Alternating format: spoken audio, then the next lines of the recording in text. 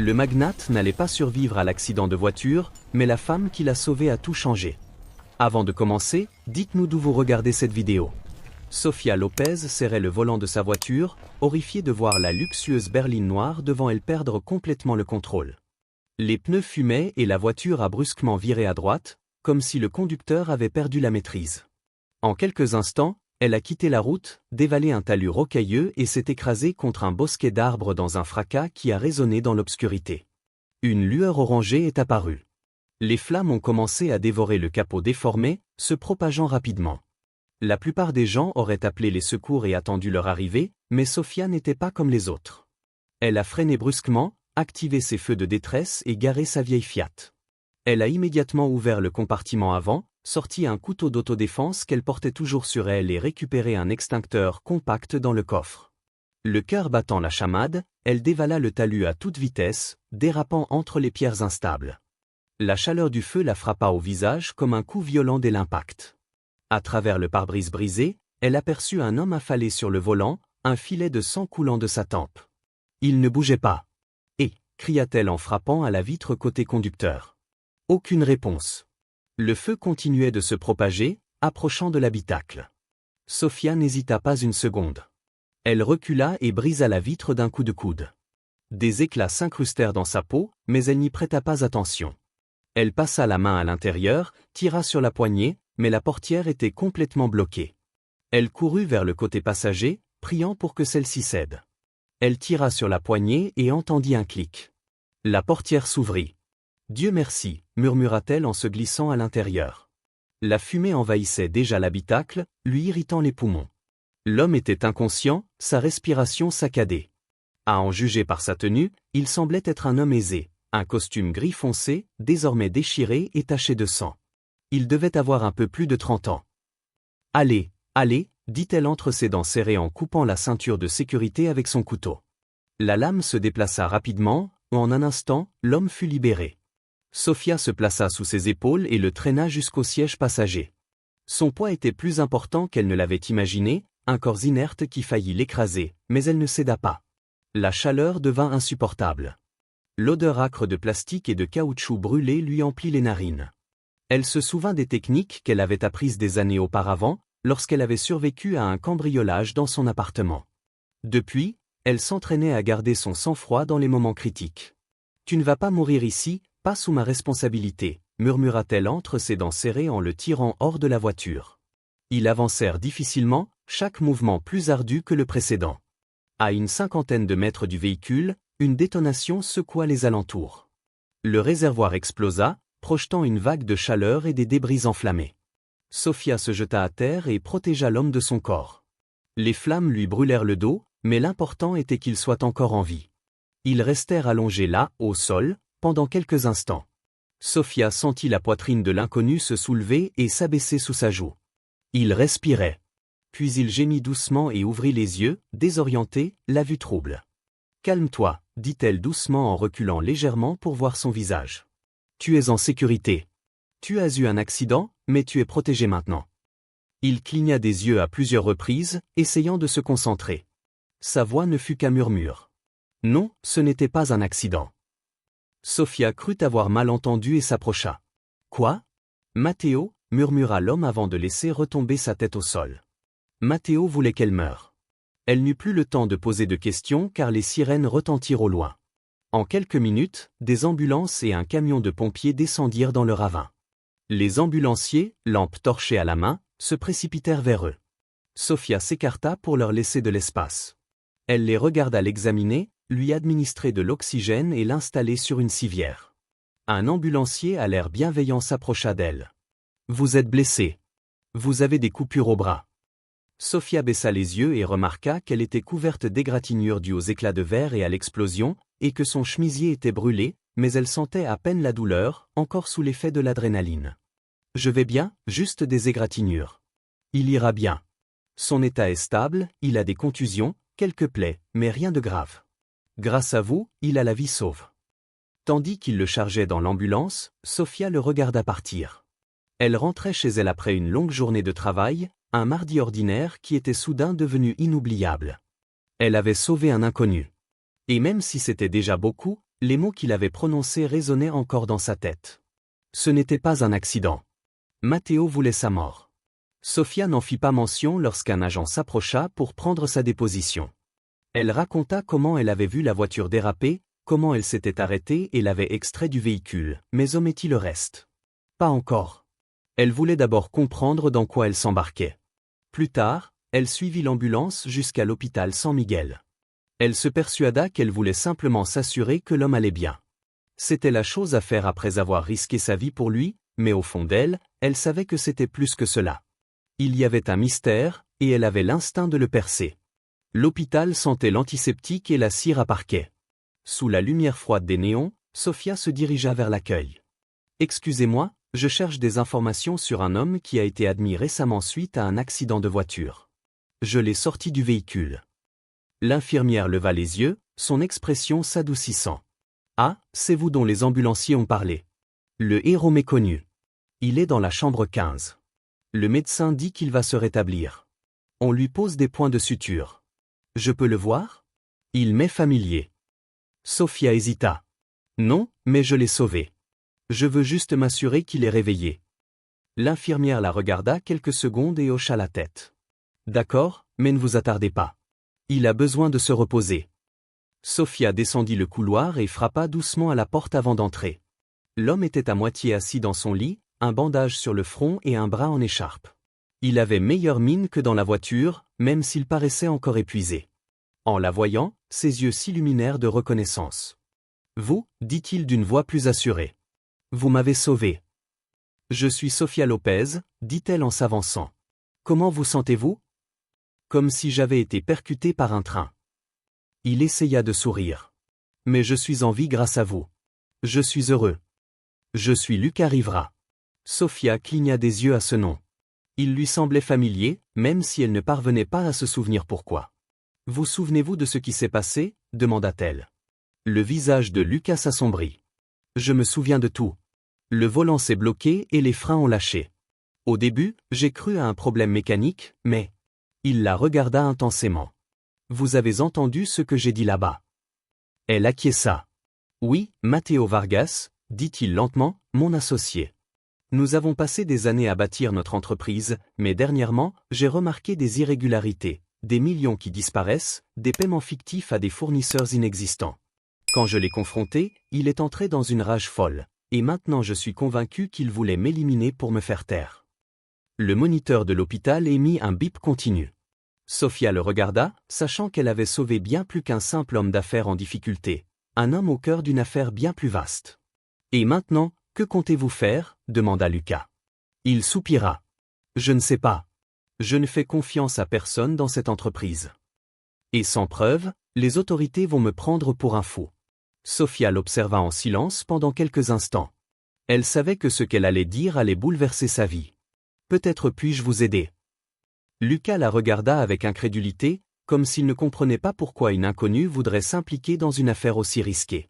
« Aidez-moi, » répéta-t-elle à voix basse. « Je suis analyste financière spécialisée dans les enquêtes financières, » expliqua Sofia. « Mon travail consiste à enquêter sur les fraudes financières, à retracer les flux financiers, à découvrir ce que les autres cachent. Si votre associé détourne des fonds, je peux le prouver. » Il la fixa en silence pendant quelques secondes. Son regard était intense, las, mais avec une lueur d'espoir. Il ne me connaît pas, et il ne sait pas dans quoi il s'embarque. Pourquoi se mettre ainsi en danger? Sofia haussa les épaules. Parce que quelqu'un a essayé de le tuer ce soir, et parce que j'ai les compétences pour révéler la vérité. L'homme soupira et posa sa tête sur l'oreiller. Il y a quelques semaines, en examinant les rapports trimestriels, j'ai remarqué des paiements irréguliers, toujours à de nouveaux fournisseurs. Quand j'ai posé la question, Matteo m'a assuré qu'il s'agissait de dépenses mineures, mais les montants restaient juste en dessous du seuil de 50 000 € qui requiert l'approbation du conseil d'administration. C'est un schéma récurrent, a immédiatement déclaré Sofia. Ce n'est jamais une coïncidence. Exactement. J'ai commencé à enquêter et j'ai découvert plus de 2 ans de transactions similaires. Près de 3 millions d'euros ont disparu. Les yeux de Sofia s'écarquillèrent d'étonnement. Avec une telle somme, n'importe qui ferait n'importe quoi pour effacer ces traces. Le pire, a poursuivi Lucas, c'est que certains documents portent ma signature falsifiée. Bien sûr, si la vérité éclate, je serai le coupable et Matteo l'associé honnête qui a découvert la fraude. La colère lui serra les mâchoires. Je ne les laisserai pas me ruiner comme ça, mais je n'ai pas accès à tout d'ici, et je ne sais pas à qui faire confiance. Sofia le regarda sérieusement. Laisse-moi essayer. Si je peux examiner ces registres, je trouverai peut-être quelque chose de concret avant qu'il ne modifie quoi que ce soit d'autre. Lucas hocha lentement la tête, comme s'il décidait enfin de lui faire confiance. D'accord, mais promets-moi une chose. Si la situation devient dangereuse, arrête-toi. Sofia sourit ironiquement. Après l'avoir traîné à travers les flammes, je suis habitué au danger. Une faible lueur de gratitude apparut dans les yeux de Lucas. Le lendemain matin, une pluie fine tambourinait contre les vitres de l'hôpital lorsque le médecin entra avec les résultats. « Bonne nouvelle, monsieur Rivera », annonça-t-il. « Pas de fracture grave. Vous pouvez sortir aujourd'hui si vous le souhaitez. » Lucas le remercia, et dès que le médecin fut sorti, la porte s'ouvrit brusquement. Une femme d'une trentaine d'années se précipita à l'intérieur, les yeux rougis par les larmes. « Lucas !» s'exclama-t-elle en se jetant sur le lit. « Mon Dieu, je te croyais mort. » Il tenta de sourire. « Ça va, Laura, je suis vivant. » Sofia l'observa en silence. Elle reconnut immédiatement l'intimité qui s'était installée entre eux. Elle devait être quelqu'un en qui elle avait confiance. « Je suis Laura Gomez, votre assistante », se présenta la nouvelle venue en essuyant ses larmes. « Je suis désolé, je suis sous le choc. Mais quand j'ai vu l'explosion et la plaque d'immatriculation de la voiture aux infos, j'ai pensé. » Sofia acquiesça, restant en retrait. « Je vais bien, Laura », la rassura Lucas. « Juste des bleus. » La femme prit une profonde inspiration, puis sortit son portable. « L'annuaire n'arrête pas d'appeler. Les médias veulent des déclarations. » Elle baissa la voix. « Matteo a demandé de tes nouvelles plusieurs fois. Il dit qu'il est dévasté. » « Bien sûr, » marmonna Lucas avec sarcasme. « Qu'est-ce que tu lui as dit ? » ?»« Rien. Laisse tomber. »« Laura, il faut que tu fasses quelque chose discrètement. Envoie ma voiture chez un garagiste indépendant, pas chez l'assurance. Je veux une inspection complète avant qu'ils y touchent. » Elle fronça les sourcils. « Tu crois vraiment que quelqu'un va faire ça ? Et fais aussi une liste de toutes les personnes qui ont eu accès à ma voiture hier sur le parking. Absolument toutes. » Laura hésita, puis finit par acquiescer. « D'accord. » Tandis qu'elle partait, Sofia fit une petite remarque. « Tu n'es pas sûr d'elle. » « Elle travaille avec moi depuis des années, » expliqua Lucas. « Je lui dois beaucoup, mais elle est aussi proche de Matteo. Je ne peux pas prendre de risques. » Elle sortit de l'hôpital à midi. Sofia vint le chercher en voiture et le conduisit à son appartement, une tour moderne en plein cœur de Madrid. L'endroit était raffiné, avec d'immenses fenêtres offrant une vue sur la ville sous la pluie. « Bel appartement », remarqua Sofia en entrant. « C'est fonctionnel, même si on se croirait plus à l'hôtel qu'à la maison. Je passe presque tout mon temps au bureau. » Elle sourit avec une pointe d'amertume. « Je suis tombé dans le même piège, je vis plus au travail qu'à la maison. » Ils s'assirent pour mettre au point leur plan. Lucas devait se présenter à l'entreprise le lendemain, comme si de rien n'était. Sofia, quant à elle, se ferait passer pour une consultante externe afin d'accéder au bureau sans éveiller.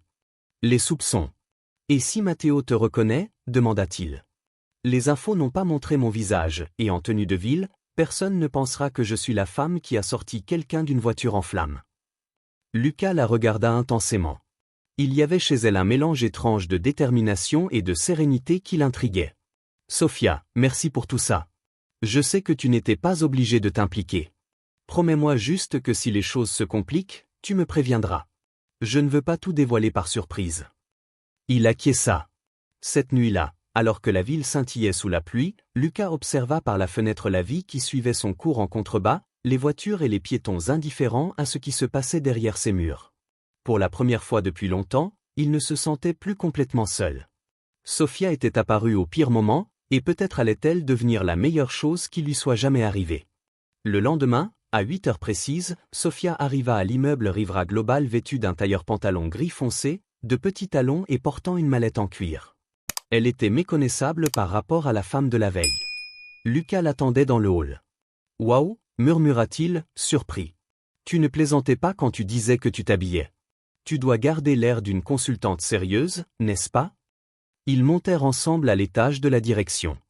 Laura s'approcha aussitôt de lui, inquiète. « Lucas, tu devrais te reposer. » Le médecin répondit d'un ton clair, « Je vais bien, Laura. J'ai juste besoin de régler quelques petites choses. » « Oh, je te présente mademoiselle Sofia Lopez.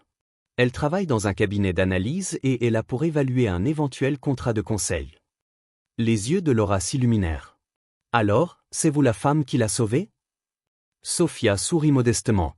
« J'étais simplement au bon endroit au bon moment. On lui doit beaucoup, cependant. » Pendant qu'ils visitaient les bureaux, Lucas leur présenta les personnes clés. Voici le directeur des systèmes, Pablo Ruiz.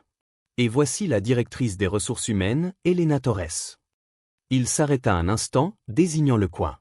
Voilà le bureau de Matteo. À travers la vitre, Sofia aperçut un homme grand et élégant, en costume, parlant avec assurance au téléphone. Il avait le charisme de quelqu'un qui savait charmer n'importe qui. Séduisant, fit-il remarquer à voix basse. Lucas grimaça amèrement.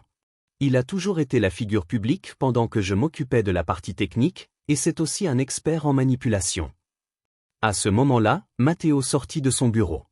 Voyant Lucas, il feignit la surprise et l'inquiétude. « Lucas !» s'exclama-t-il en ouvrant grand les bras. « Dieu merci, tu vas bien. Quand j'ai appris l'accident, j'ai failli avoir une crise cardiaque. » Il le serra chaleureusement dans ses bras, mais Lucas resta raide. « Je vais mieux que prévu. » Le regard de Matteo se porta avec curiosité sur Sofia. « Et qui est cette jeune femme ?» Sofia Lopez, d'un cabinet de conseil externe, est venue discuter d'un projet potentiel. Matteo lui serra la main avec un sourire parfait. « Enchanté. Que faites-vous exactement ? » Analyse de données forensiques, audit, enquête financière, ce genre de choses. Un instant, une lueur presque imperceptible traversa le visage de Matteo. Sofia la remarqua, une micro-expression de malaise. « Intéressant, » dit-il, son sourire réapparaissant. « Je suis sûr que nous pouvons collaborer. » Tandis qu'elle s'éloignait, Lucas la regarda. « Tu l'as vu ? » ?»« Oui. Cet homme cache quelque chose, et il sait que je suis sur le point de le découvrir. » Dans le bureau de Lucas, Sofia sortit un appareil de sa mallette. « Qu'est-ce que c'est ? » demanda-t-il. « Un détecteur de micros. Si quelqu'un a saboté votre voiture, je ne serais pas surpris qu'il ait aussi placé des micros ici. » Elle vérifia tout, les photos, le téléphone, la lampe, même l'ordinateur. Après quelques minutes, elle secoua la tête. « Rien, mais ça ne veut pas dire que vous n'êtes pas surveillé. Matteo a accès à vos emails, votre agenda, vos réunions. Il n'a pas besoin de micro pour vous surveiller. » Lucas alluma son ordinateur. « Alors, voyons ce que j'ai trouvé. » Ils passèrent plus d'une heure à examiner des fichiers. Sofia prenait des notes rapidement, signalant les irrégularités, les factures en double, les adresses d'entreprise qui étaient en réalité des boîtes postales. « Regardez ça, » dit-elle en désignant l'écran. « Des paiements à Silva Consultant, tous pour 49 500 €. Toujours le même montant.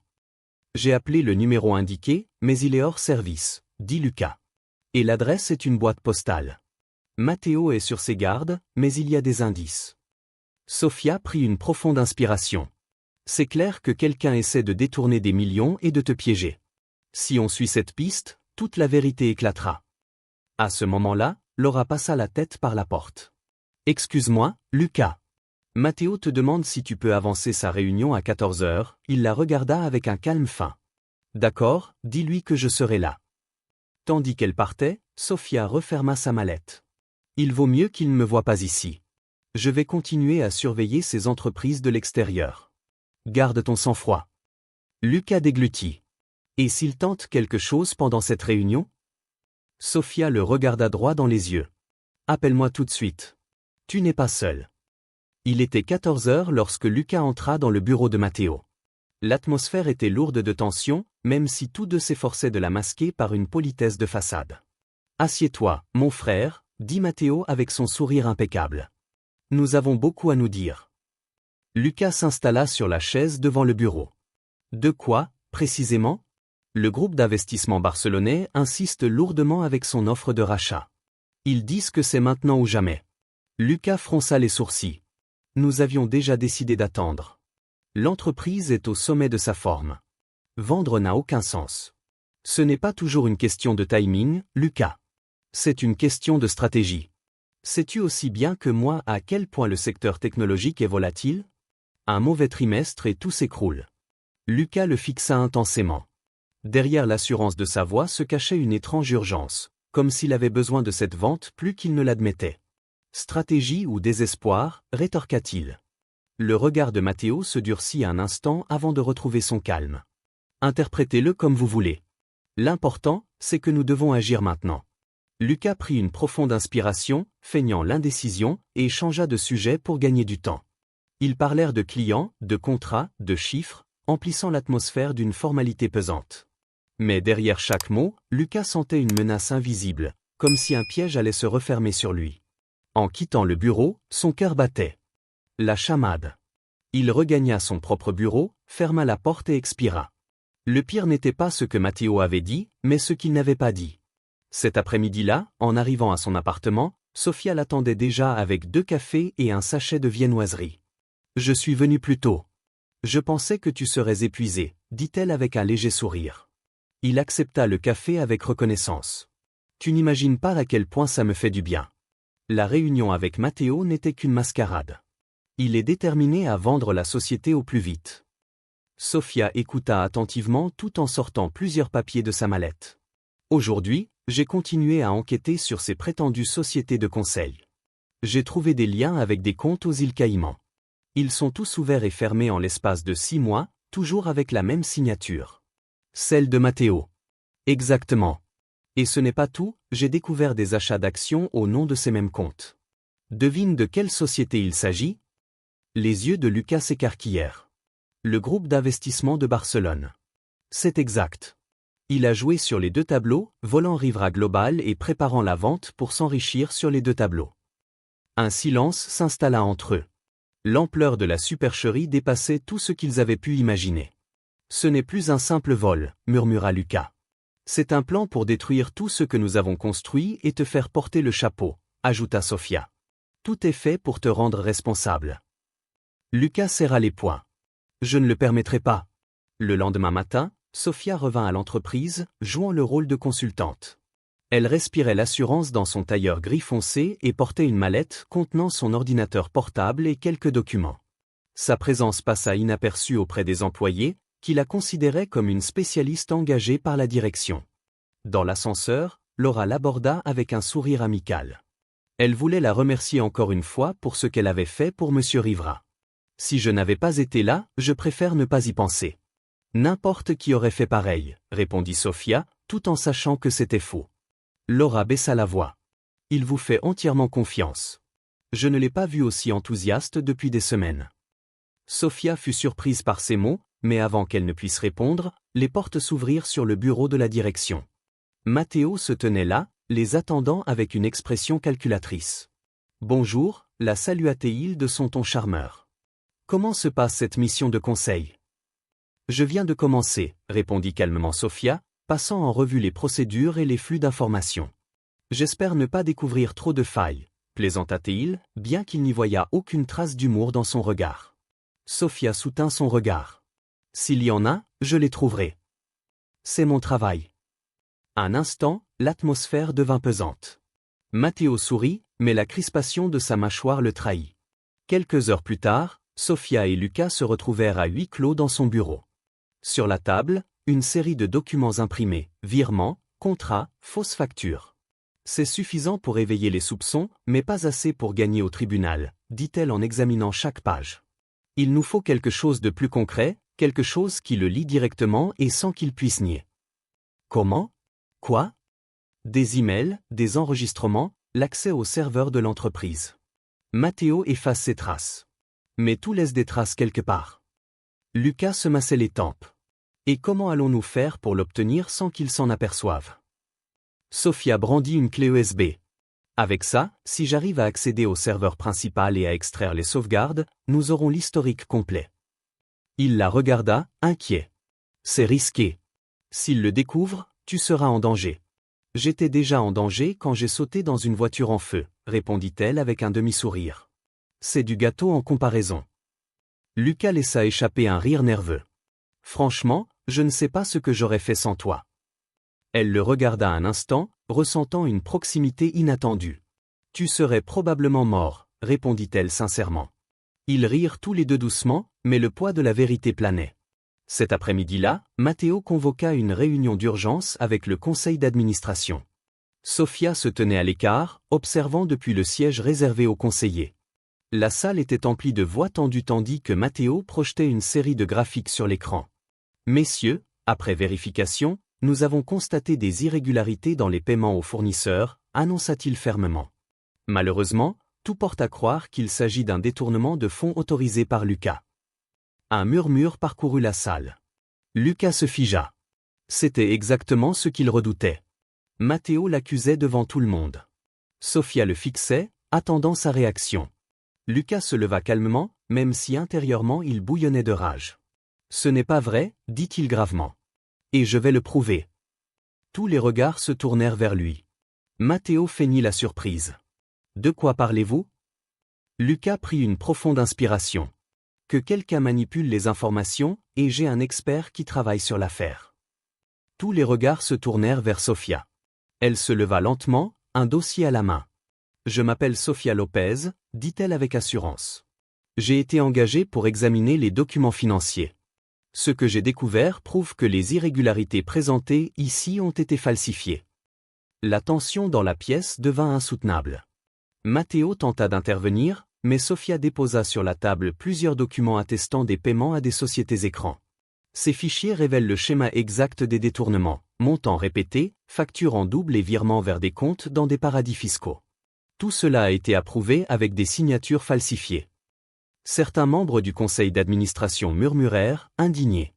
Matteo serra les dents. « Ça ne prouve pas que je suis derrière tout ça, » dit-il, tentant de reprendre ses esprits. « Pas encore, » admit Sofia. « Mais les sauvegardes du serveur, si. » Le coup fut direct.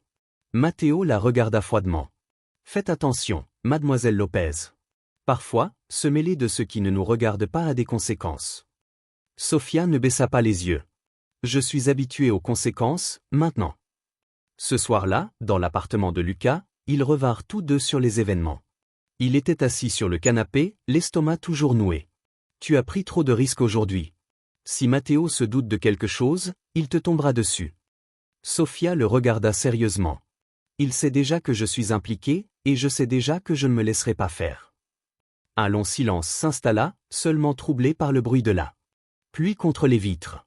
Finalement, Lucas prit la parole à voix basse. « J'ai peur qu'il t'arrive quelque chose à cause de moi. » Sofia se pencha et posa une main sur la sienne. « Non, c'est ma décision, Lucas. Si je suis encore là, c'est que je le veux. Et crois-moi, je ne le laisserai pas gagner. » Il la regarda intensément. Au milieu de la tempête qu'était sa vie, elle était devenue son seul point d'ancrage. « Alors, éliminons Matteo, » murmura-t-il avec détermination. Sofia acquiesça. « Et avec tous ceux qui sont derrière lui, amusons-nous à amuser la galerie pour ceux qui lisent les commentaires. » Écrivez « patate » dans les commentaires. Seuls ceux qui ont lu jusqu'ici comprendront. Continuons l'histoire. Le lendemain matin, le ciel était gris et le calme trompeur. Lucas avait à peine dormi. La scène de la réunion avec le conseil se rejouait sans cesse dans sa tête, comme un cauchemar sans fin. Lorsqu'il descendit dans le hall de son immeuble, Sofia l'attendait déjà dans la voiture. Elle portait de nouveau son tailleur et semblait plus sûre d'elle que jamais. « Aujourd'hui va être une longue journée, » dit-elle dès qu'il s'installa sur le siège passager. « As-tu un plan ? » ?»« Oui. Hier soir, j'ai contacté une personne au ministère pour obtenir l'autorisation d'accéder à des informations supplémentaires, mais pour avancer, nous devons accéder au serveur de Rivera Global avant que Matteo ne le manipule davantage. » Lucas hocha la tête, serrant le poing sur son genou. Il sait que nous sommes sur le point de le coincer. Cela le rend plus dangereux. Sofia lui jeta un regard en coin. C'est pourquoi nous avons besoin de preuves irréfutables, pas de soupçons. En milieu de matinée, ils entrèrent dans le bureau de Pablo Ruiz, le directeur des systèmes. C'était un homme d'une cinquantaine d'années, aux cheveux gris et portant d'épaisses lunettes.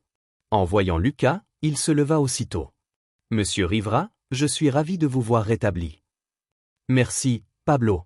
J'ai besoin d'une faveur délicate. » Pablo les regarda tous deux avec une certaine méfiance. « De quoi s'agit-il » Lucas prit une profonde inspiration. « Je pense que Matteo a falsifié les documents financiers.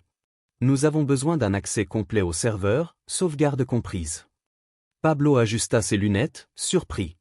Vous voulez dire que c'est Matteo que nous devons vérifier, intervint Sofia. Nous ne vous demandons pas de prendre parti, juste de nous donner les outils pour vérifier la vérité. Le directeur des systèmes hésita quelques secondes. Finalement, il baissa la voix. D'accord.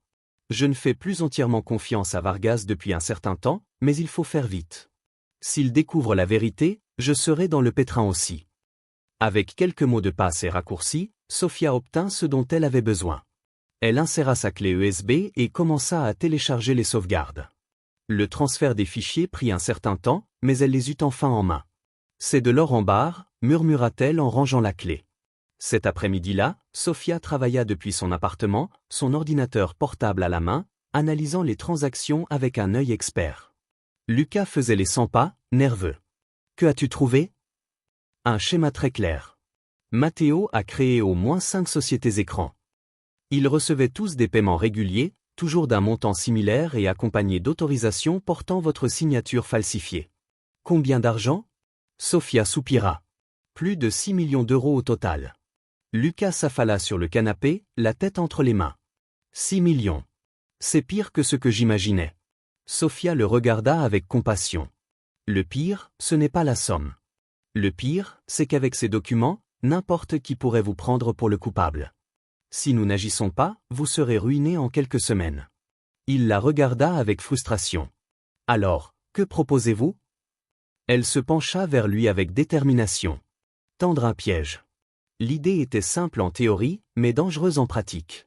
Provoquer Matteo pour qu'il commette une erreur devant eux. Sofia proposa de simuler que Lucas était prêt à accepter la vente de l'entreprise.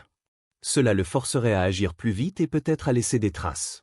Si vous faites semblant de céder, Matteo se détendra, expliqua-t-elle. Quand il pensera avoir tout sous contrôle, il sera plus facile de l'attraper. Lucas hocha la tête avec prudence. Et en attendant, nous continuons à rassembler des preuves. Sofia sourit. Exactement. 2 jours plus tard, Matteo convoqua une nouvelle réunion avec le conseil d'administration. Cette fois, son ton était triomphant. Messieurs, après mûre réflexion, je crois que la meilleure option est d'accepter l'offre du groupe d'investissement. Et je suis heureux de vous annoncer que Lucas est finalement parvenu à la même conclusion. Un murmure parcourut immédiatement la salle. Tous les regards se tournèrent vers Lucas, qui gardait une expression neutre. C'est exact, dit-il calmement. J'ai reconsidéré ma position. Il est peut-être temps de franchir le pas. Matteo sourit, satisfait. Sofia, assise au fond de la salle, observait attentivement chacun de ses gestes. Elle savait que Lucas mentait, mais il le faisait avec conviction. Excellent, répondit Matteo. Alors, nous allons procéder aux préparatifs.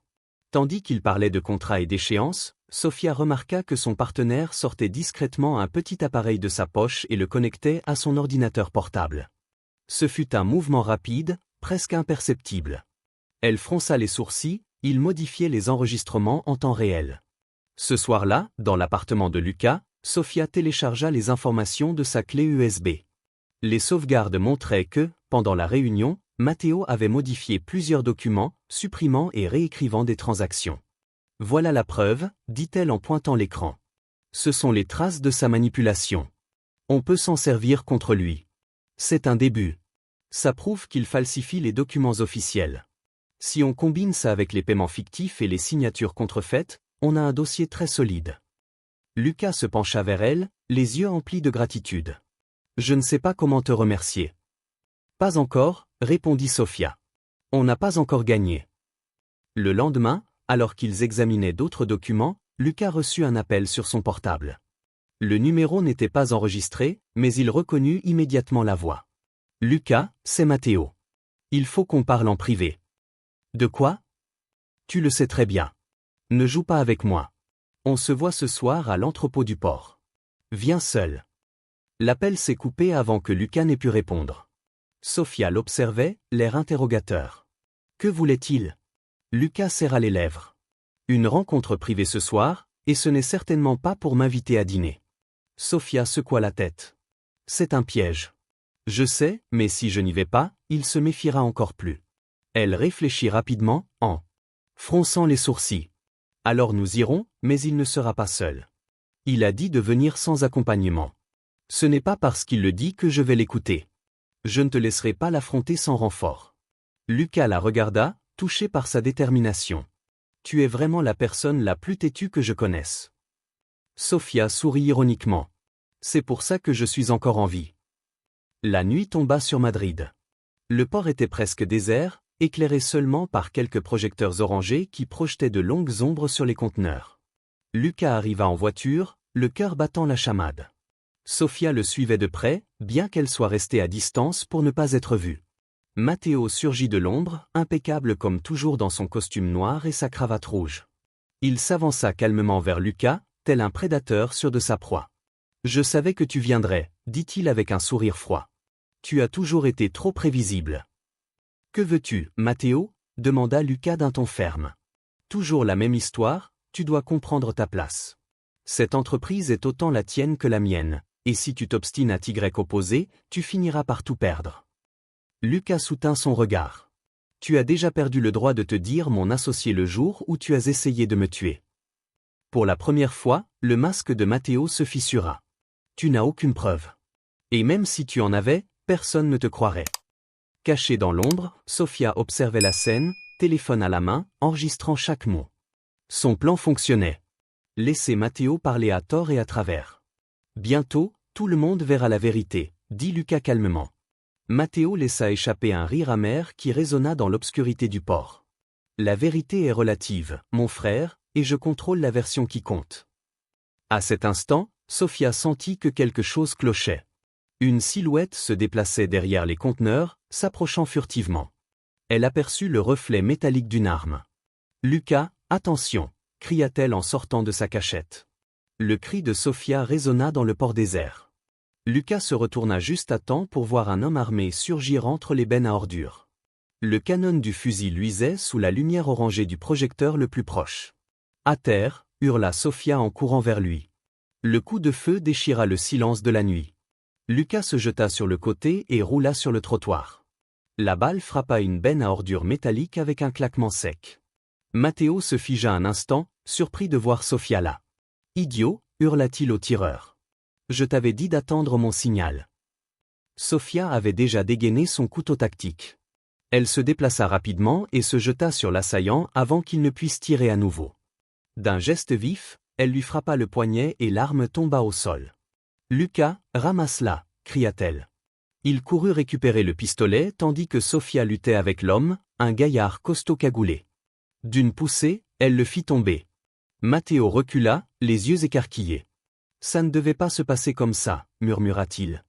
Lucas pointa le pistolet sur lui, la main tremblante. De rage. « Combien de fois as-tu essayé de me tuer, Matteo ? » Une fois, 2 fois. Combien de fois encore ? Le partenaire tenta de garder son calme, levant les mains. « Ce n'est pas ce que vous croyez. Je voulais juste vous faire peur. » Sofia l'interrompit, haletante après la bagarre. « On a tout enregistré. Chaque mot que vous avez dit.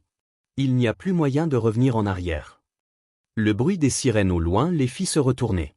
Des voitures de patrouille approchaient du port. Matteo profita de la distraction pour courir vers une voiture qui attendait. « Arrêtez !» cria Lucas en tirant en l'air pour l'intimider. Mais Matteo était déjà monté dans le véhicule. Le moteur vrombit et la voiture disparut par une des sorties latérales du port. Sofia courut vers Lucas, tenant toujours l'arme. « Laisse tomber. L'important, c'est qu'on ait survécu. » Lucas respirait bruyamment, l'adrénaline lui montant à la tête. « Je ne peux pas continuer comme ça. Cet homme ne s'arrêtera pas. » Au commissariat, quelques heures plus tard, ils firent tous deux leur déposition. L'inspectrice Marta Sanchez les accueillit d'un air grave. C'était une femme au regard perçant, habituée à côtoyer aussi bien les criminels que les dirigeants. « Ce que vous me dites est grave, » dit-elle après avoir écouté le récit. « Mais il s'agit toujours de votre parole contre la sienne. » Sofia posa son téléphone sur la table. « Ce n'est pas seulement notre parole. J'ai enregistré la conversation au port.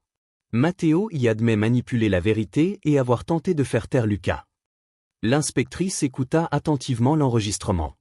Ses lèvres se pincèrent au son du rire de Matteo. « Cela change la donne, mais même ainsi, pour le traduire en justice, il nous faut davantage de preuves. Un enregistrement audio peut être utile, mais ils exigeront des preuves documentaires. » Lucas se pencha en avant. « Nous les avons. » Sofia récupéra des sauvegardes de serveurs montrant comment il avait falsifié des documents et détourné des millions. Martha hocha lentement la tête. Nous avons donc des éléments solides, mais sachez que Vargas n'agit pas seul. Dans ce genre d'affaires, il y a toujours un complice. Sofia se souvint des comptes offshore. Je m'en doutais. Les transferts aboutissent dans un groupe d'investissement à Barcelone. Il y a anguille sous roche. L'inspecteur les regarda d'un air grave. S'il persiste, il s'aventure en terrain dangereux. On ne parle pas seulement d'un partenaire traître, mais de réseaux de blanchiment d'argent, voire même de crimes organisés. Lucas n'hésita pas. Ils ont déjà essayé de me tuer. Je ne les abandonnerai pas. Sofia le soutint d'un geste ferme. On est dans le même bateau. Les jours suivants furent un tourbillon. Sofia travaillait jour et nuit à l'analyse des documents tandis que Lucas gérait la pression du conseil d'administration et les tentatives de Matteo pour garder le contrôle de l'entreprise. Un après-midi, Sofia le convoqua à son appartement, l'air triomphant. « J'ai trouvé autre chose », annonça-t-elle en lui montrant son ordinateur portable. « Regarde ce courriel. » À l'écran s'affichait un message envoyé du compte de Matteo à un certain Victor Navarro. « Qui est-ce » demanda Lucas. « Je ne sais pas, mais regarde ce qu'il dit. Accélère la vente. » Lucas pose trop de questions. S'il n'est pas d'accord, nous trouverons une autre solution. Lucas sentit un frisson le parcourir. Une autre solution? Cela ressemble à une menace directe. Exactement. Et le pire, c'est que Matteo l'a envoyé de sa boîte mail professionnelle. Il ne peut pas nier que c'est la sienne. Lucas ferma les yeux un instant, essayant de contenir sa fureur. Alors, il ne voulait pas seulement me virer de l'entreprise, il voulait me faire disparaître de la vie. Sofia posa une main sur son bras. Nous avons déjà suffisamment de preuves pour le coincer, mais nous devons procéder avec prudence. Navarro pourrait être plus dangereux que nous ne l'imaginons. Cette nuit-là, alors que Lucas essayait de dormir, son portable vibra sur sa table de chevet. Un numéro inconnu s'afficha. Il hésita un instant avant de répondre. « Qui est à l'appareil » Une voix grave répondit calmement. « Ici Victor Navarro, et je pense que vous avez déjà entendu parler de moi. » Le cœur de Lucas rata un battement. « Que me veut-il » ? « Ce que nous avons toujours voulu, votre entreprise. Simplifiez les choses, et tout ira bien. Insistez sur la résistance, et vous le regretterez.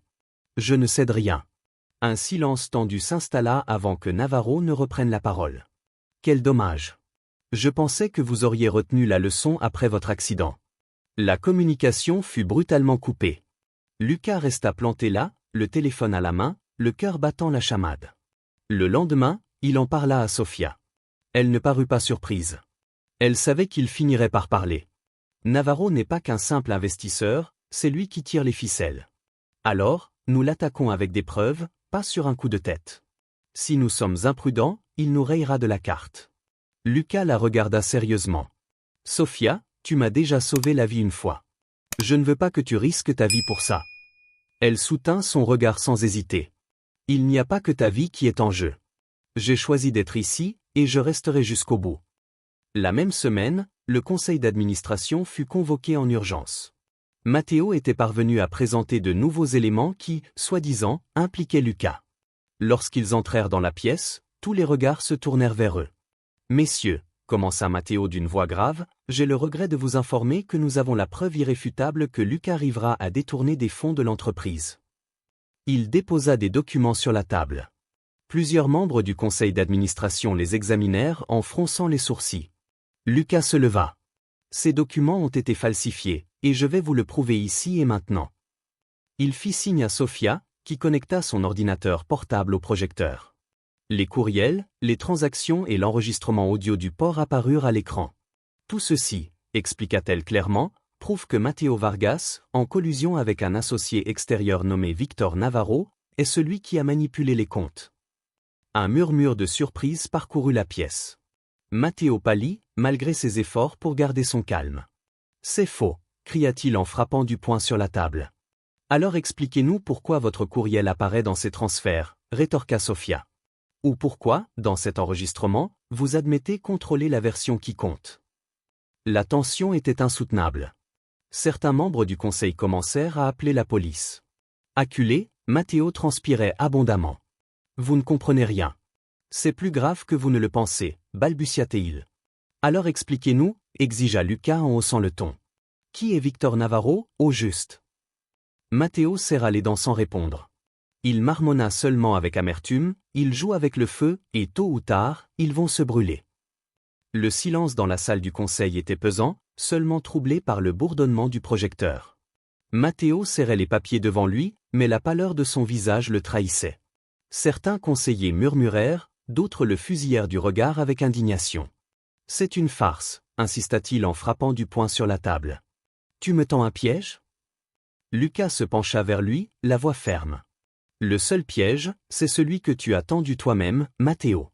Tu voulais nous faire passer pour coupables, mais maintenant, tu n'as plus d'échappatoire. » Sofia éteignit le projecteur et rassembla ses documents. « Tout ce que nous avons remis sera transmis à la police, » annonça-t-elle. « Et croyez-moi, il ne s'agit pas seulement de détournement de fonds.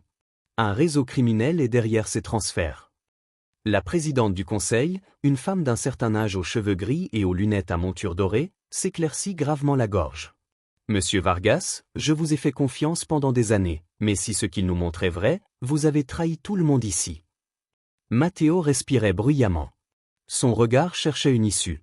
Soudain, il ramassa ses papiers à la hâte et se leva. « Je ne vais pas rester ici à écouter ces calomnies.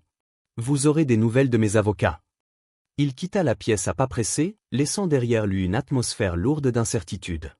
Dans le couloir, Lucas et Sofia marchaient côte à côte, conscients que la confrontation s'était envenimée. « Il a perdu tous ses alliés au conseil d'administration », remarqua-t-elle. « Ça le rend encore plus dangereux à l'extérieur. » Lucas hocha la tête en fronçant les sourcils. « Et maintenant que Navarro sait qu'on le traque, il ne restera pas les bras croisés. » Sofia le regarda du coin de l'œil. « Il faut anticiper. Si on veut les faire tomber, il nous faut quelque chose que même leurs avocats ne pourront pas manipuler. Tu proposes quoi? Une opération secrète. » Lucas la regarda avec incrédulité. « Secret? Comme si on était flic? Quelque chose comme ça. Il faut pousser Navarro à se dévoiler, à laisser des traces de son emprise sur Matteo et son réseau de blanchiment d'argent. » Lucas soupira en passant une main dans ses cheveux. « C'est bien plus grave que ce que j'imaginais ce soir-là sur l'autoroute. » « Et c'est précisément pour ça qu'on ne peut pas s'arrêter maintenant, » répondit Sofia d'un ton ferme. « Si on laisse ça en suspens, ils recommenceront, et la prochaine fois, ils pourraient bien réussir. » Ce soir-là, Sofia travaillait dans son service, examinant un nouveau dossier d'emails interceptés. Les messages confirmaient leurs soupçons. Navarro n'était pas un simple associé silencieux, mais le chef d'un réseau qui avait manipulé l'acquisition d'au moins 6 entreprises dans différentes régions d'Espagne. Lucas arriva, l'air fatigué, une bouteille de vin à la main. « Je me suis dit que tu avais besoin d'une pause. » Elle le regarda par-dessus son écran d'ordinateur, un sourire doux aux lèvres. « Merci, mais là, je suis sur le point de découvrir quelque chose d'important. Regarde ça. » Elle lui montra un email récent de Navarro à Matteo. « Assure-toi que Rivera cède. Sinon, agis comme convenu. La vente doit être conclue avant la fin du prochain trimestre. » Lucas lut en silence, les dents serrées. « Ce comme convenu fait référence à ma voiture, n'est-ce pas? » Sofia acquiesça. « Exactement. Voilà un lien direct entre Navarro et la tentative de meurtre. » Lucas posa la bouteille sur la table et se pencha vers elle. « Alors, on a assez d'éléments? » « Oui, mais nous devons présenter les choses avec précaution. Si Navarro a des relations dans les tribunaux ou la police, l'affaire pourrait s'effondrer. » Il la regarda en silence, partagé entre gratitude et inquiétude. « J'ai peur de jusqu'où tu es prête à aller. Ce qui m'effraie, c'est que nous échouions et que nous perdions tout. » 2 jours plus tard, ils reçurent la visite inattendue de l'inspectrice Marta Sanchez. Elle entra dans le bureau de Lucas, une enveloppe sous le bras et l'air grave. « Bonne et mauvaise nouvelle, dit-elle en posant l'enveloppe sur la table. « Commençons par les bonnes, » demanda Sofia. « Nous avons confirmé l'existence de plusieurs comptes à l'étranger liés à Navarro. Cela renforce votre dossier. » Lucas haussa un sourcil. « Et les mauvaises ?» Marta soupira. « Nous avons des indices laissant penser qu'il y a des fuites au sein même de la police. Certaines informations de l'enquête sont parvenues aux oreilles de Navarro avant l'heure. » Le coup fut dur. Sofia ferma les yeux, frustrée. « Cela signifie que nous ne pouvons pas faire confiance à n'importe qui. » « Exactement, » confirma l'inspectrice. « Seul un petit cercle connaîtra la suite des événements. » Lucas la regarda sérieusement. Alors, dites-nous ce que nous devons faire. Martha se pencha vers eux. Nous avons besoin que vous repreniez le cours normal de votre vie. Navarro vous surveille. Ce qu'il ignore, c'est que nous sommes sur le point de le coincer. Le même après-midi, en quittant le bureau, Lucas et Sofia remarquèrent quelque chose d'étrange. Une voiture noire garée devant l'immeuble semblait les suivre du regard. « Tu la vois » murmura-t-elle sans la quitter des yeux. Oui, ce n'est pas un hasard. Ils décidèrent de marcher comme si de rien n'était, mais au lieu de rejoindre la voiture de Lucas, ils s'engagèrent dans une rue adjacente et prirent un taxi. Par la fenêtre, ils virent la voiture noire s'éloigner lentement, les suivant. « Ils nous ont dans leur ligne de mire », dit Lucas avec amertume. « Tant mieux », répondit Sofia. « Ça veut dire qu'ils sont nerveux. » Le soir même, alors qu'ils examinaient des dossiers dans l'appartement de Lucas, ils la fixaient en silence.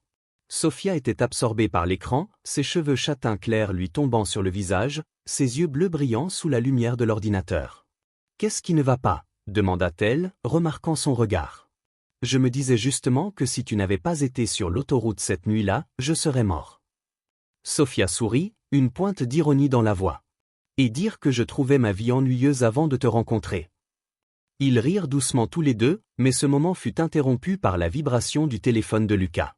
Un nouveau message d'expéditeur inconnu. Demain, 22h, entrepôt 17, zone industrielle. Si tu veux des réponses, viens seul. Lucas montra l'écran à Sofia. Encore un piège. Elle serra les lèvres.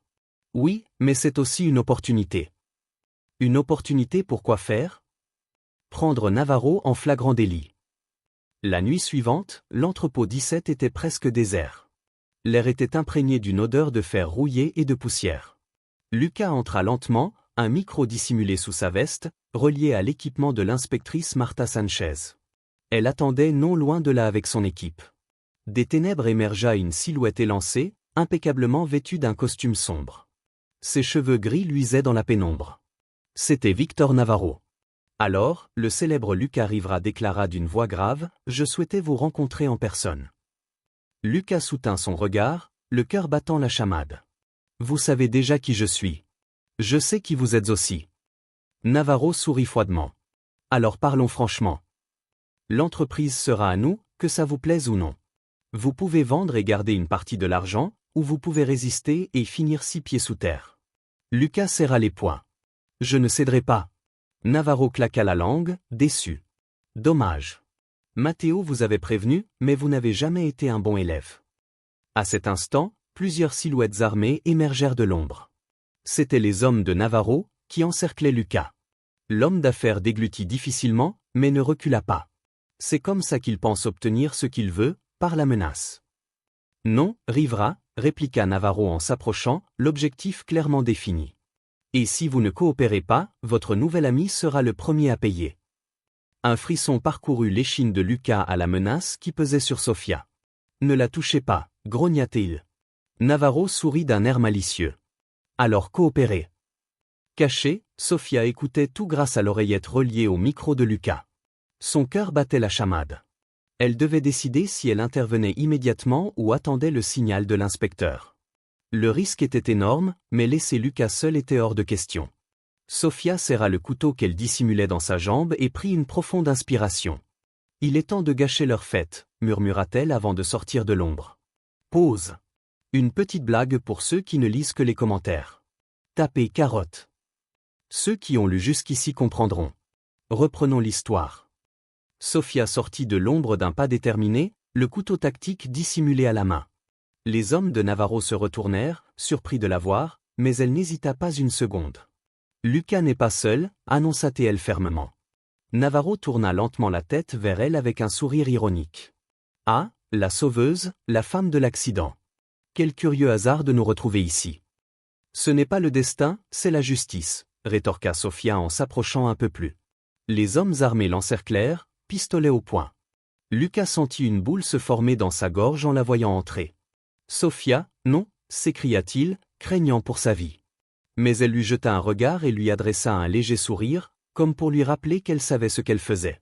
Navarro s'approcha lentement d'elle, avec le calme d'un prédateur savourant la tension avant de frapper. « Tu sais ce que j'admire chez toi » dit-il d'un ton moqueur. « Cet entêtement absurde. Tu aurais pu continuer ta vie tranquille, mais tu as préféré te mêler de ce qui ne te regardait pas. Sofia releva le menton. J'ai choisi de ne pas détourner le regard quand quelqu'un a tenté de tuer de sang-froid. C'est quelque chose que tu ne comprendras jamais. Navarro laissa échapper un petit rire, mais ses yeux gris restèrent froids. Ce que tu ne comprends pas, c'est que ça nous dépasse, Lucas et toi.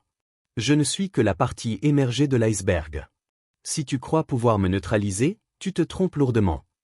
Soudain, l'un des hommes armés s'avança vers Sofia pour l'attraper, mais elle réagit aussitôt, lui donnant un coup de coude dans le ventre et un coup de pied au genou. L'homme s'écroula en hurlant de douleur, et le pistolet glissa sur le sol. Lucas se jeta sur lui pour le ramasser, mais un autre malfrat lui saisit le bras. Ils se débattirent violemment tandis que Navarro élevait la voix. Ça suffit. Les coups de feu n'avaient pas encore retenti, mais la tension était insoutenable. Sofia se plaça dos à Lucas, essayant de se protéger. Tu as toujours le micro, murmura-t-elle rapidement. Oui, mais je ne sais pas si la police est déjà intervenue. Sofia serra les lèvres. On ne peut plus attendre. Navarro leva la main, et les hommes pointèrent leurs armes directement sur eux. Dernière chance, dit-il. Un calme glacial. Donne-moi les sauvegardes et tout ce que tu as récupéré, ou tu meurs ici même. Sofia le regarda droit dans les yeux. Je préfère mourir debout que de vivre à genoux devant un type comme toi.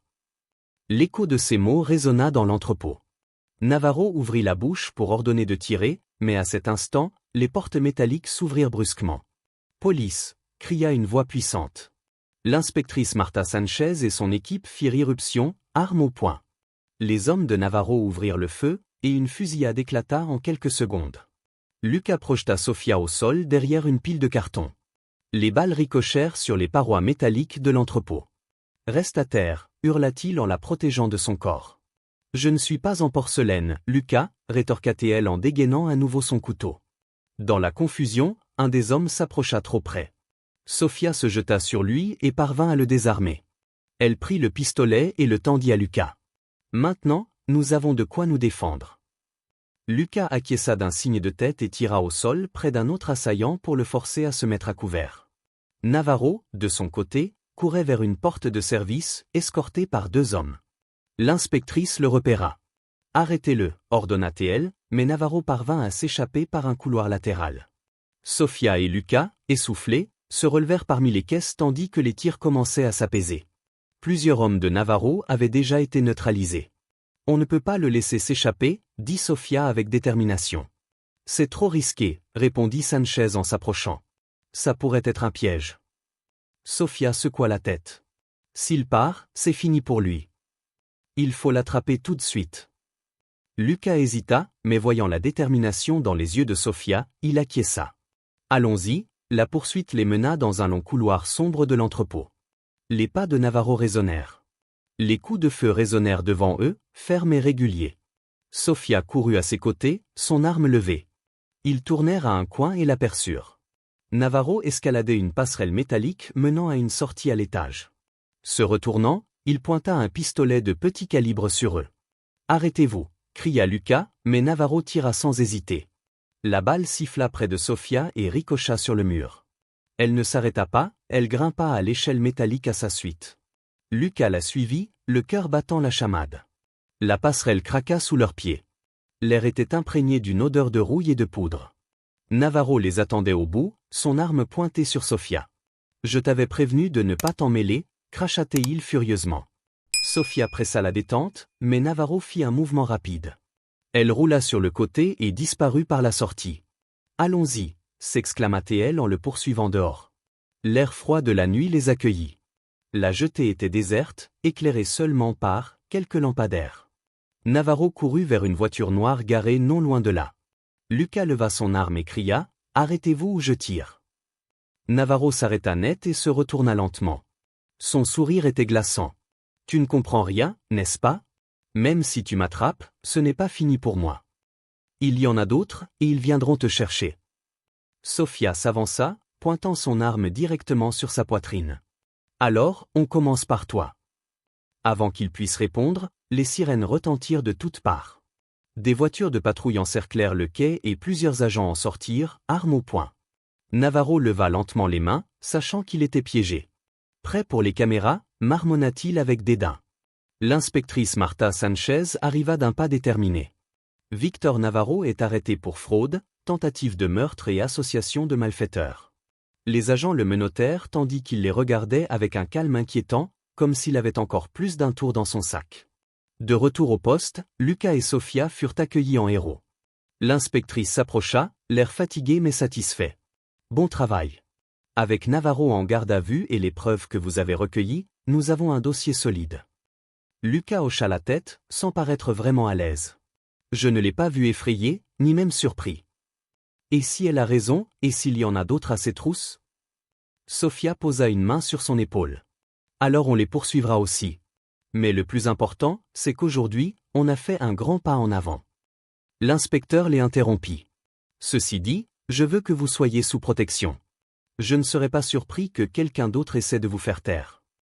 Lucas regarda Sofia, puis Sanchez.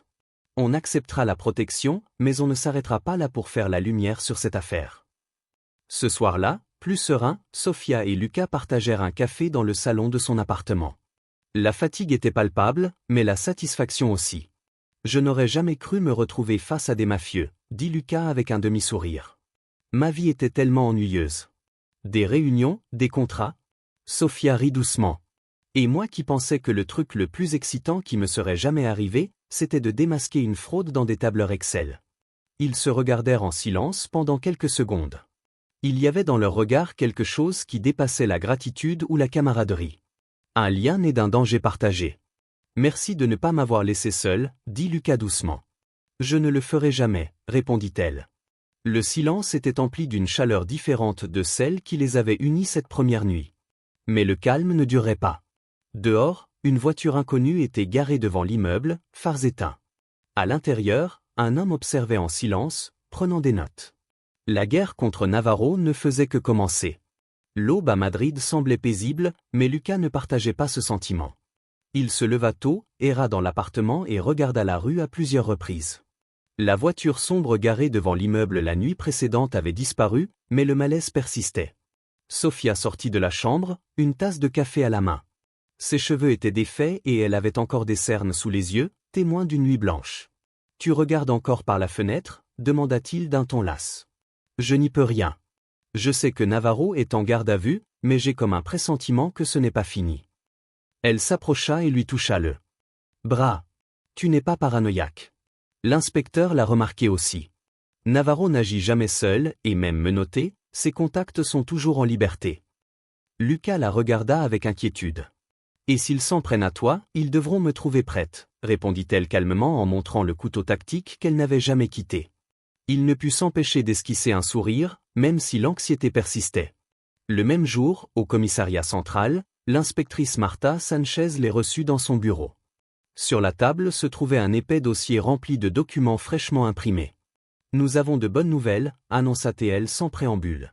Les documents que vous nous avez fournis, ainsi que l'enregistrement de l'entrepôt, suffisent pour ouvrir une enquête formelle contre Navarro et Matteo. Sofia haussa les sourcils, malgré leur contact. Oui, mais l'inspectrice baissa la voix. Nous devons garder le secret absolu. Si quelqu'un divulgue des informations, l'accusé pourrait user de son influence pour retarder le procès, voire s'évader. Lucas se pencha en avant. Qu'est-ce que cela signifie pour nous? Qu'ils seront en détention provisoire pendant les prochaines semaines. Nous allons les transférer dans un lieu sûr hors de la ville. Sofia croisa les bras. Et nos vies, l'entreprise? On ne peut pas disparaître comme ça. Sanchez soupira. Je sais, mais s'ils veulent survivre, c'est ce qu'il faut faire. Cet après-midi-là, ils furent transférés dans une maison à la périphérie de Ségovie. C'était un chalet sans prétention, entouré de pins, gardé 24 heures sur 24 par 2 agents. Au premier abord, on aurait dit un lieu de villégiature, mais la tension était palpable. Sofia s'installa à la table de la salle à manger avec son ordinateur portable, connecté à un réseau sécurisé fourni par la police. Lucas s'affala sur le canapé, le regard fixé au plafond.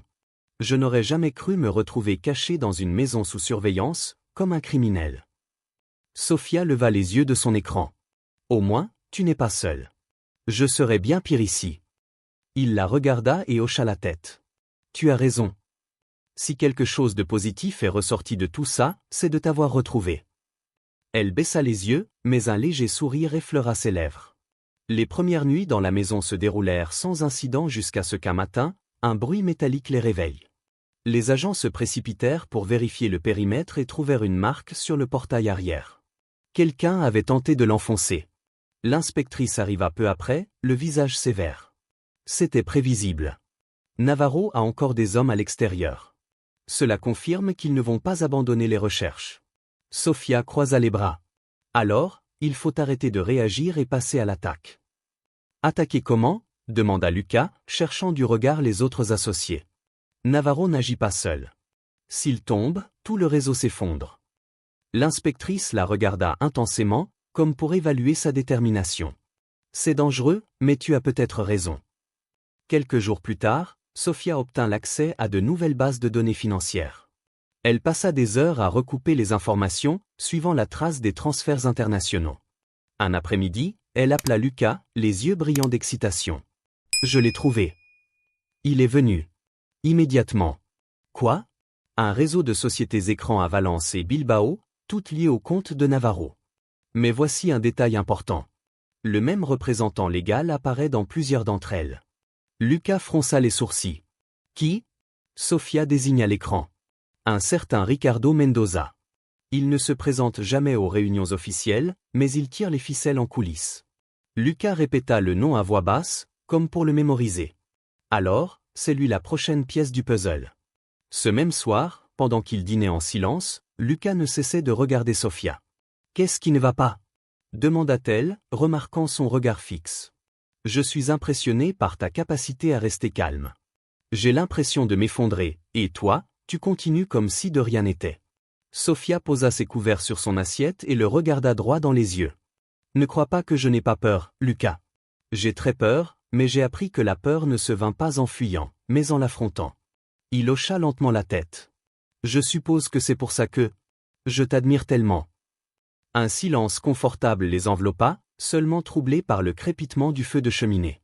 Peu à peu, la tension entre eux se mua en quelque chose de plus profond. Une autre forme d'intimité s'installa, forgée non seulement par le danger, mais aussi par la confiance qu'ils avaient bâtie ensemble. Le calme fut de courte durée. Le lendemain matin, l'un des agents chargés de leur protection entra, l'air grave. « Il y a une activité étrange dans le secteur.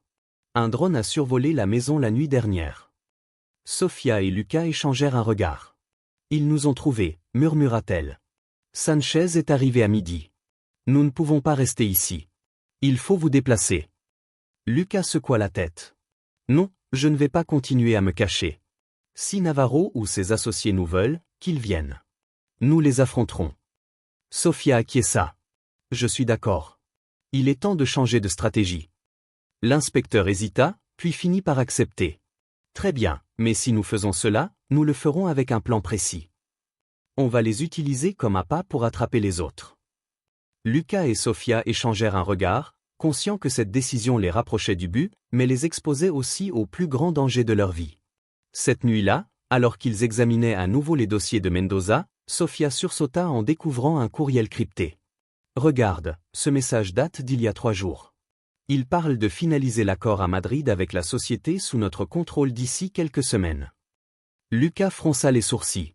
Ça veut dire qu'ils ont déjà un plan et qu'ils comptent le mettre à exécution très prochainement.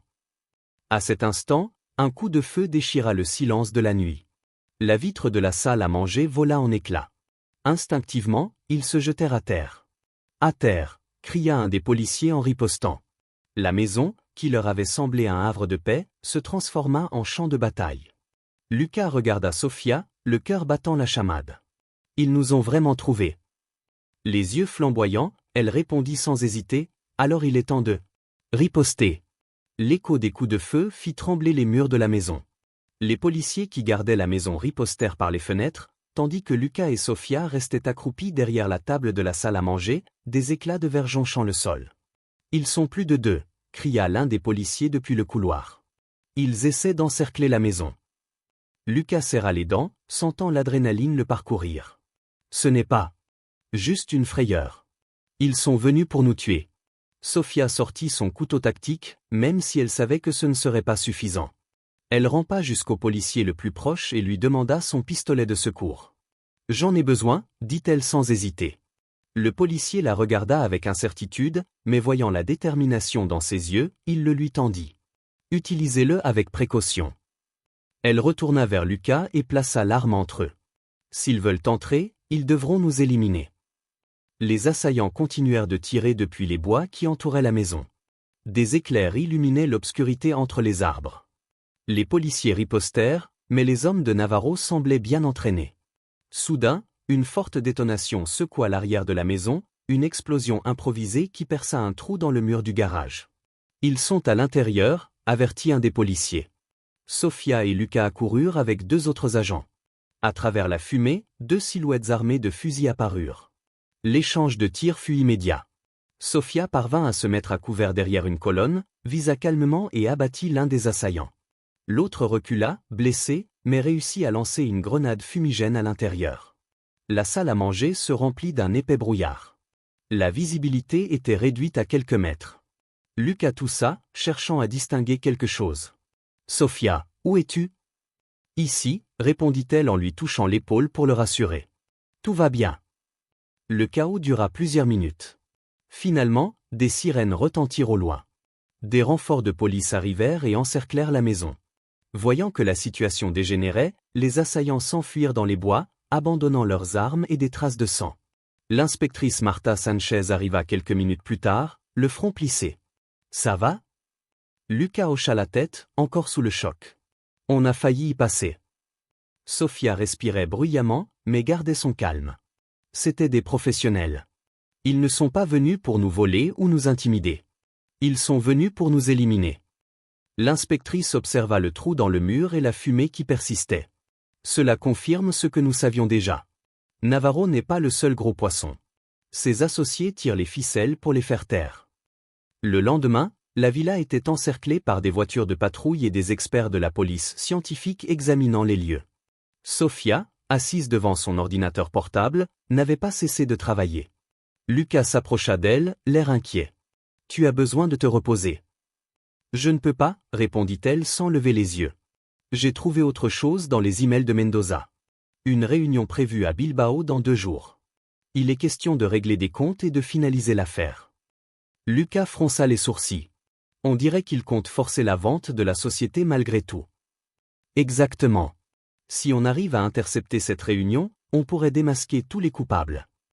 L'inspecteur, qui écoutait depuis l'embrasure de la porte, intervint. On peut monter une opération, mais ce sera dangereux.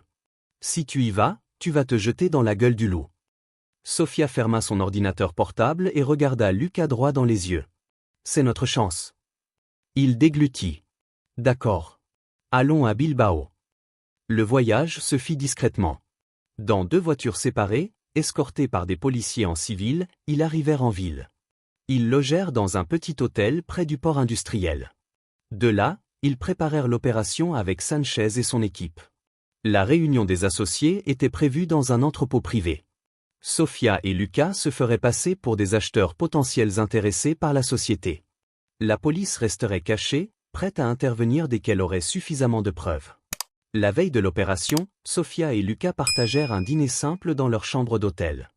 L'atmosphère était étrange, un mélange de nervosité et de complicité. « Tu es sûr de toi ?»« Tu ne le es pas, » répondit Lucas en partageant un morceau de pain. « Mais je ne vois pas d'autre issue. Je ne veux pas vivre en cavale toute ma vie. » Sofia l'observa en silence pendant quelques secondes. « Tu n'es pas seul. Quoi qu'il arrive, je serai là pour toi. » Il hocha la tête, pour la première fois depuis des jours, s'autorisa un véritable sourire. Le lendemain matin, vêtus de tenue de soirée, ils arrivèrent à l'entrepôt. Sofia portait un tailleur-pantalon gris clair. Lucas, un impeccable costume noir. Un homme costaud les accueillit à l'entrée. « Ce sont les investisseurs de Madrid. »« Exactement, » répondit Sofia avec assurance. On les fit entrer. 3 hommes en costume les attendaient déjà, parmi lesquels Ricardo Mendoza, les cheveux gominés et le regard froid. « Bienvenue, » dit-il poliment. « Commençons par les chiffres. » La réunion débuta par la projection de graphiques et de bilans sur un écran. Sofia prenait des notes tandis que Lucas feignait l'intérêt. Mais l'important n'était pas les chiffres mêmes, mais ce qu'ils impliquaient. « Comme vous pouvez le constater, la société est prête pour le transfert », expliqua Mendoza. « Nous devons simplement finaliser les détails juridiques et nous assurer qu'il n'y a pas d'obstacle. À quel obstacle faites-vous référence? Demanda Lucas avec une fausse naïveté. Disons simplement que certaines personnes ont tenté d'intervenir, mais nous prenons déjà des précautions. Sofia enregistrait discrètement la conversation grâce à un appareil dissimulé dans sa mallette. Chaque mot était un clou de plus dans le cercueil du réseau criminel. Soudain, l'un des associés reçut un appel. Son visage se décomposa instantanément. « Monsieur Mendoza, nous avons un problème. Quelqu'un a divulgué des informations à la presse. » L'atmosphère devint tendue.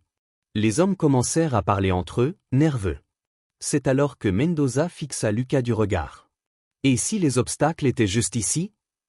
Lucas sentit un frisson le parcourir. La façade commençait à se fissurer. Sofia se leva calmement, feignant le sang-froid. « Nous ne sommes pas là pour jouer, déclara-t-elle fermement. Nous sommes là pour conclure un marché. » Mais c'était trop tard. Les hommes commençaient à se méfier, et dehors, la police attendait le signal. Sofia appuya sur le bouton caché de sa montre, activant le micro-émetteur. « C'est maintenant ou jamais, murmura-t-elle. En quelques secondes, les portes de l'entrepôt s'ouvrirent brusquement. Des policiers armés firent irruption, menés par l'inspectrice Marta Sanchez. « Police! Ne bougez plus !» Les hommes de Mendoza tentèrent de fuir, mais ils furent rapidement maîtrisés. Ricardo lui-même était acculé, les yeux flamboyants de fureur. « Ils ne savent pas à qui ils ont affaire », cracha-t-il. Ce n'est que la partie émergée de l'iceberg. Iceberg. Sanchez le regarda d'un air déterminé. Eh bien, nous allons déterrer tout l'iceberg en commençant.